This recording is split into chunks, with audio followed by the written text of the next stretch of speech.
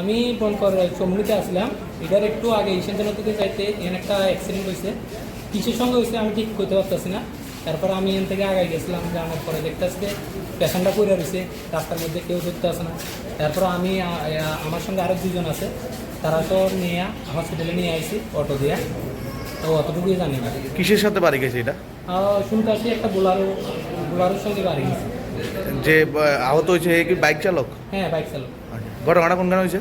ঘটনাটা বনকর নদীর ভিতরে। নাম জানা গেছে এখন অবধি? না, এখনো আমি নাম জানি না। যে আহত তার নাম জানেন? না, আমি জানি না। বুলারো গাড়িকে ধরছে নি না? শুনছি দোষে। এখন যে একটা বাইকে অ্যাক্সিডেন্ট করেছে, মেনলি বাইকে অ্যাক্সিডেন্ট হয়েছে। তাদের 20 বছর বয়স, নাম অনেক পাল, নর্থ মানে উত্তর ভারত থেকে আসছে। মানে বাড়ির লোক তো কেউ আসছে না, অন্য মানুষই নিয়ে গেছে। তাই মেনলি মাথাতে আঘাত পেয়েছে, মাথার হাত ভাঙছে। এটার কারণে একটা আর্জেন্সি স্ক্যান দরকার। আশা মনে হইতেছে ব্রেনেও আঘাত লাগছে। তো এই কারণে এখন একটু মানে ডিসওরিয়েন্টেড আছে। তো এটা সিটি স্ক্যান করলে বোঝা যায় যে কতটুকু ভিতরে ব্রেনে আঘাত লাগছে না লাগছে, ঠিক আছে। আর এদিকে মুখের যে হাঁটিটা আছে এটা ভেঙে গেছে।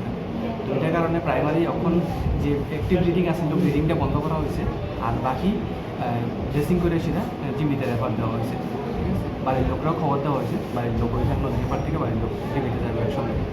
আশঙ্কা কেমন? অবস্থা কেমন এখন অবস্থা ক্রিটিক্যাল আছে। মেনলি মানে ব্রেনে আঘাতের কারণে পুরো ডিসওরিয়েন্টেড, এখন কোনো জ্ঞান ট্যান ঠিক মতো নাই, মানে বেশি উল্টাপাল্টা করতেছে। তো এটার কারণে তো এখন অবস্থা একটু ক্রিটিক্যাল আছে আর কি, এই জন্য ডাইরেক্ট জিবিতেই রেফার দেওয়া হয়েছে। কোন জায়গায় ঘটনা হয়েছে জানেন?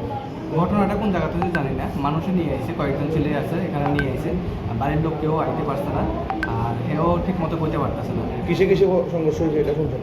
হ্যাঁ, বাইকে আসিল, বাকি কিসের সঙ্গে হয়েছে আর কোনো কিছু জানা নেই। স্যার আপনার নাম? স্যার অভিনব দেবনাথ।